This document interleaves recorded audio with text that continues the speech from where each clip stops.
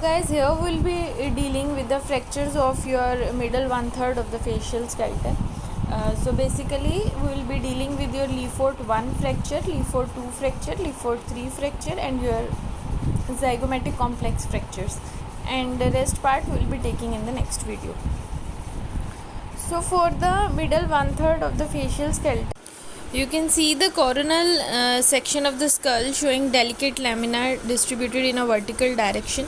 So you can see the area of the stress, that is your cribriform plate, your frontal bone, your ethmoid hair cell and lamina papyracea.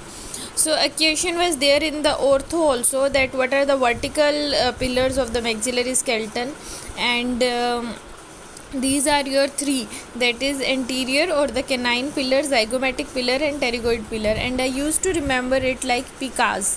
PICAS means pterygoid pillar, canine pillar and your zygomatic pillar. So they can give you a rest one more of the option, that is it there or not, and you can say that yeah, this is not, and these three are your vertical pillars. Horizontal pillars are your supraorbital rims with the frontal bone, infraorbital rims as well as your alveolar process. So these things you should be knowing, something basic.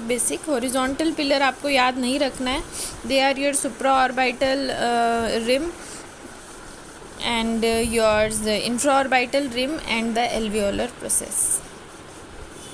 So not too much about it, and we'll be dealing with your classification of the fractures, and according to the Ayrisch, fractures are classified according to the direction. They can be your horizontal, pyramidal or transverse fracture, and depending upon the level of the fracture line, they can be low level, mid level or high level of the fracture.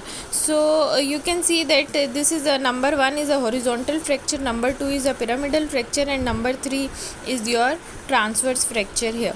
And according to the this is your horizontal fracture, you can see that this one is known as horizontal fracture or gyrin or Lefort 1 fracture, number 2 is known as pyramidal or Lefort 2 fracture, and number 3 is known as craniofacial disjunction or transverse or Lefort 3 fracture.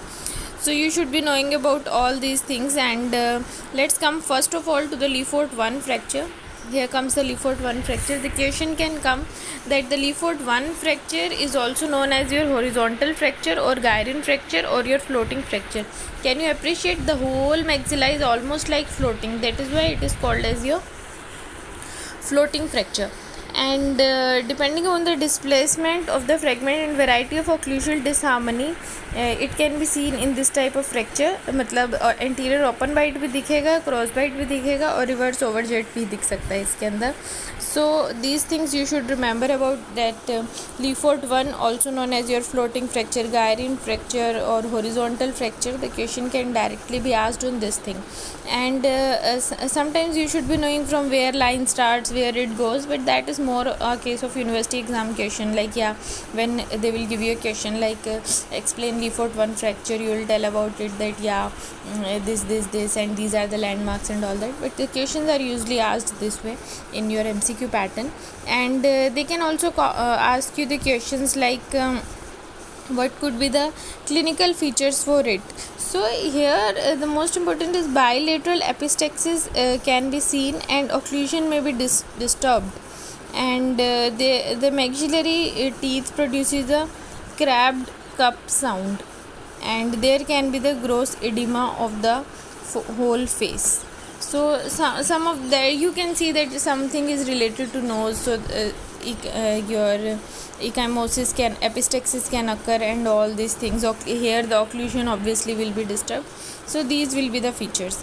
Next is your Lefort 2 fracture or pyramidal or subzygomatic fracture. So the question can directly be asked which is the pyramidal fracture, which is subzygomatic fracture, and why is it pyramidal in shape, and it is started with an area that is extending from the glabella to the alveolar margin, that is why it is pyramidal in shape. Can you see Lefort 2 fracture line? So it is pyramidal in shape. Can you see it here, okay?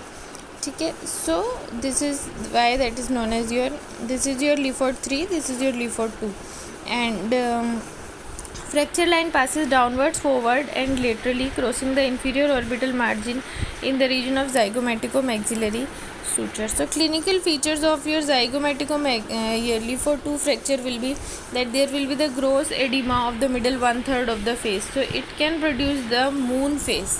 So moon face is a characteristic feature of your Leaford 2. And another thing is that it can produces black eye or ecchymosis, and rapid swelling of the eyelids makes the examination of the eyes very difficult in it. Bilateral subconjunctival hemorrhage can be there, and the bridge of the nose is usually depressed, and there can be a downward and backward displacement of the fragment. Then elongation or the lengthening of the face is seen with anterior open bite, and bilateral epistaxis may also be present in it. Epistaxis was in 1 as well as 2, but here you have to remember the characteristic feature, that is your ballooning of the face or moon face, and there will be the difficulty in the mastication and speech, loss of occlusion सब में रहेगा, airway obstruction रहेगा, surgical emphysema रहेगा, और CSF leak may also be present in your Leaford 2.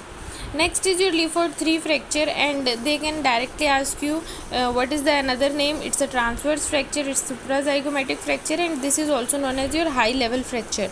The line of fracture extends above the zygomatic bones on both the sides as a result of the trauma being inflicted over a wider area at the orbital level, and the force is usually supplied from the lateral direction. Nothing much, but yeah, they can ask you in which of the following craniofacial disjunction can occur. Means from the cranium, this is a cranium, this face is disjunction. So from the craniofacial disjunction occurs in your Leaford 3 fracture. Fine. And the line starts at your frontonasal suture.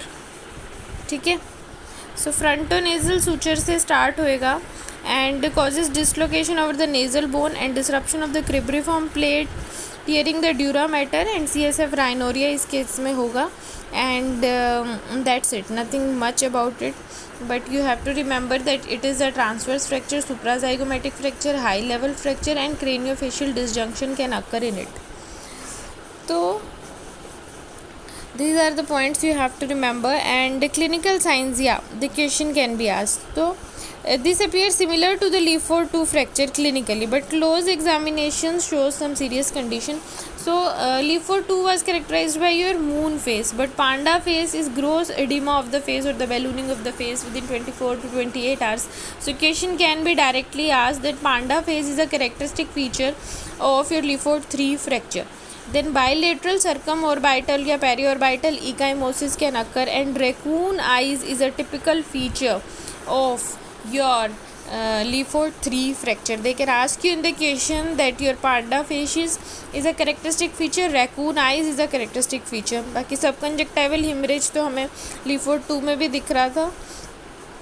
Dish face is a characteristic feature of both Leaford 2 and Leaford 3, but yeah, anophthalmos diplopia and impairment of the vision can occur in it. CSF rhinorrhea भी 2 में हो रहा था, 3 में भी हो रहा है. And there is deviation of your flattening and wide deviation of a nasal bridge. This is the characteristic feature of Leaford 3.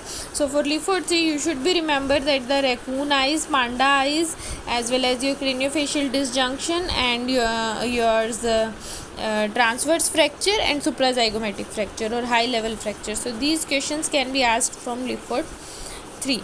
Nothing much about the this one modification of the Leaford classification. इन सब में से ज़्यादा question नहीं आता है. Then fracture of your zygomatic complex. So zygomatico-maxillary complex plays a role in the structure, function and aesthetic of your facial region. So it provides normal cheek contour and separates the orbital content from the temporal fossa and maxillary sinus. So as the bone fracture occurs, therefore these type of fracture are referred to as zygomatico complex fracture. क्यों? क्योंकि it is associated with your maxilla frontal temporal bone, and जब zygomatic bone का fracture होगा तो इन तीनों का भी होगा, तो that is why it is known as zygomatico maxillary complex fracture और tripod fracture, because these three bones are also involved in it. So आपको ये पॉइंट याद रखना है इसमें, दैट जाइगोमेटिको कॉम्प्लेक्स इसको क्यों बोलते हैं. एंड एनाटमी आपको थोड़ा बहुत पता होनी चाहिए इसकी, nothing much about it. And या there can be the question that whenever there occurs fracture of the zygoma, can you appreciate here occurs a fracture of the zygoma. So इसमें क्या होता है कि जब जाइगोमा का फ्रैक्चर होगा, so you can see this is your condylar process in your glenoid fossa and this is your coronoid process. तो जो जाइगोमा होगा that is going to hit your coronoid process. तो जैसे ही वो कोरोनोइड प्रोसेस को hit करेगा, so this is impinging the coronoid process of the mandible. This is not causing the movement of the mandible to occur. मतलब अब ये इसके बीच में फंस गया है. So the movement of the mandible can not occur because of the entrapment of the zygomatic bone on the coronoid process.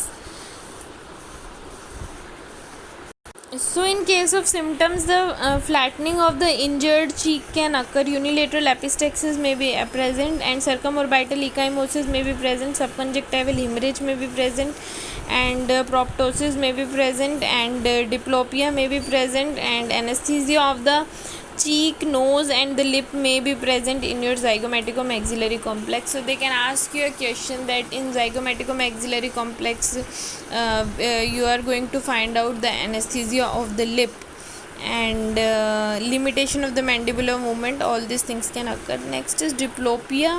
Diplopia is relatively common complication following fracture of a zygomatic complex. So zygomatic complex can lead to diplopia. You have to remember this much only and nothing much about it. And there can be an alteration of your ocular level. देख रहे हो आप, ये थोड़ा नीचे है, थोड़ा ऊपर है. So alteration of the ocular level can be seen and yeah, that's it about it. And next you should be knowing about the question that is usually asked is your forced action test and Hess test. You should be remembering it very clearly. Forced action test में क्या करते हैं हम, with a small tissue holding forceps we are going to grasp the tendon of your inferior rectus muscle. तो हमने यहाँ पे inferior rectus muscle के tendon को we are going to grasp and through the conjunctiva of the inferior fornix, and the patient is asked for the entire range of the motion. We ask the patient to look left, right, up, down, and inability to rotate the globe superiorly signifies entrapment of the muscles of the orbital floor. So that's why it is asked that which muscles is involved in case of diplopia whenever there is a zygomaticomaxillary complex fracture. So entrapment of the muscles of the orbital floor, and that is your inferior rectus. Next is your diplopia again can be carried out by your Hess test. So they can ask you a question, which test is used to look for the diplopia?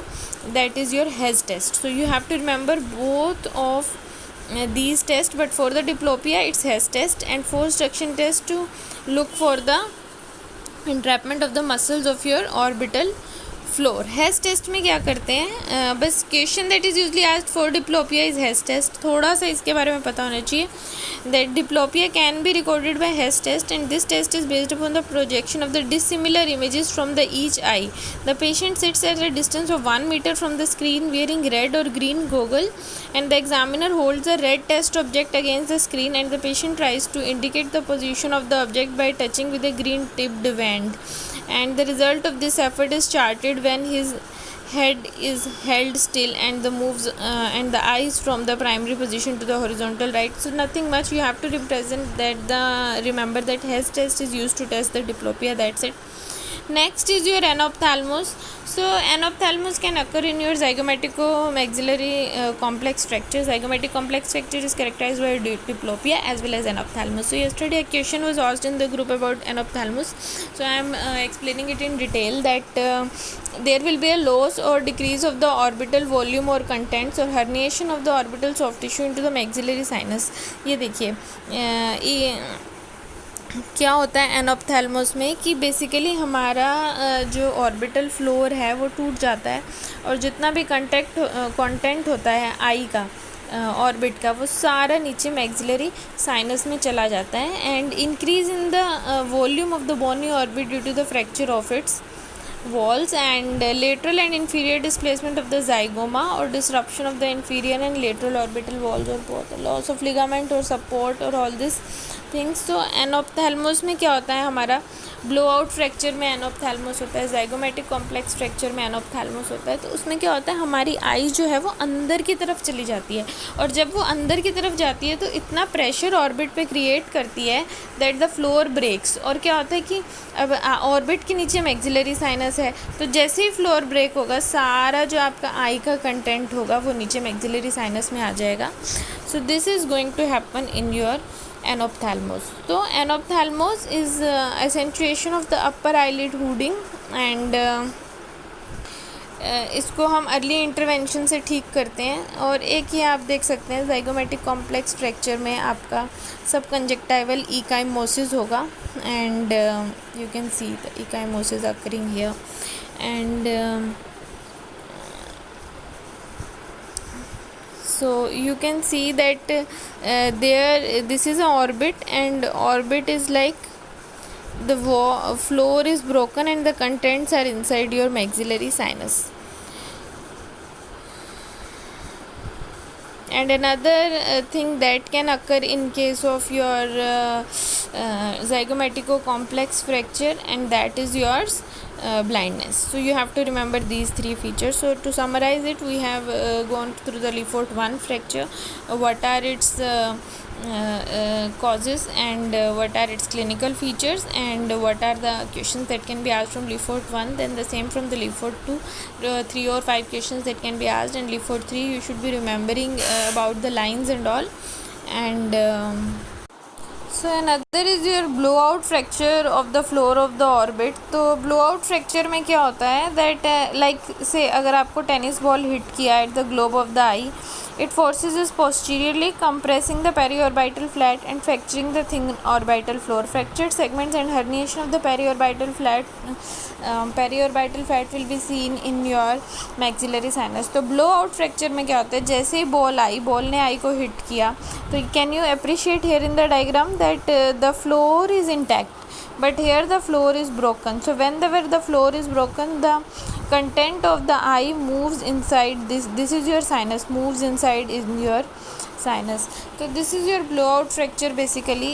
आप देख रहे हैं कि blowout fracture of the orbit की ये देखिए आप कितने अच्छे से इसमें अप्रिशिएट कर पा रहे हैं that the floor is intact, fine, but here the floor is not intact and all the content are inside the sinus, and you will see some radio opacity in your sinus. Can you appreciate here the sinus is completely radiolucent, but because of the fracture it is radio opaque because the contents are coming inside the sinus. So this is how the blowout fracture works. And you have to remember exophthalmos में क्या होता है, eyes थोड़ी बाहर की तरफ bulging हो जाती हैं, और एनोप्थेल्मोस में क्या होता है, आइज़ अंदर की तरफ चली जाती हैं. ठीक है. सो this is the half part I have finished about your middle 1/3 fracture. In the next video I will be telling about the treatment that is your Keynes approach, gills approach, और all that for your mandible, your Champy's plate, monocortical fluids and all that. So you just get into the concept and just solve the questions fastly. Bye bye.